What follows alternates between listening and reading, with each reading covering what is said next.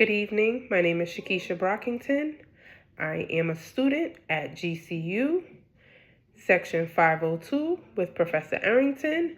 This video is about the professional dispositions of learners for secondary education. I myself am a second-year history teacher, currently working on a waiver at a local high school in order to fulfill my requirements for my certification.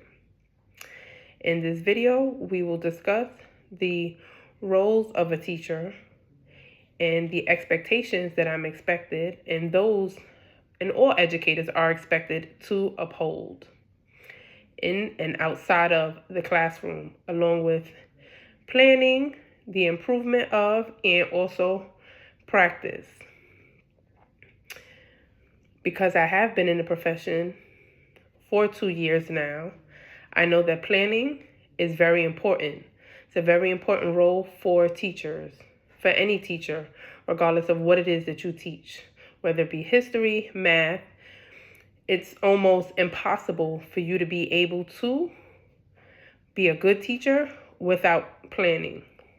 I know some people can do things and fly by night, but as an educator, to be able to teach students and ensure that they get the information that they need, you have to plan. Planning is not always easy, even for someone like me. Even already being in the classroom, planning was not easy when I started.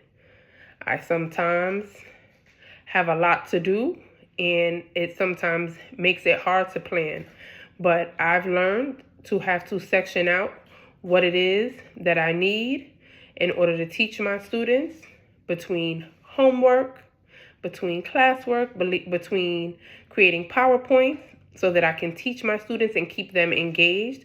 It is a very important role of any teacher and any educator in any building. The way I can improve my planning is by working with other educators who have been in the profession longer than I have. I am and have always been a sponge. I'm always open and willing to learn and share ideas and collaborate with other educators and anyone else around. Because I know I'm new to the profession, I have no problem trying to listening and trying to use pointers that I'm given to see what works for me and create my own plan for my classroom.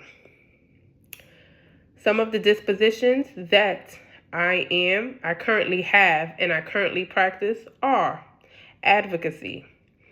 In my 2 years, I've made it a point to fight for my students. It is very important to me to be able to be the voice for my students, whether it be in meetings, when my students aren't around. My whole purpose for becoming an educator was because I was dedicated to the well-being and the forward moving of students. I wanted to be the teacher, and I want to be the teacher that I felt I needed when I was in school.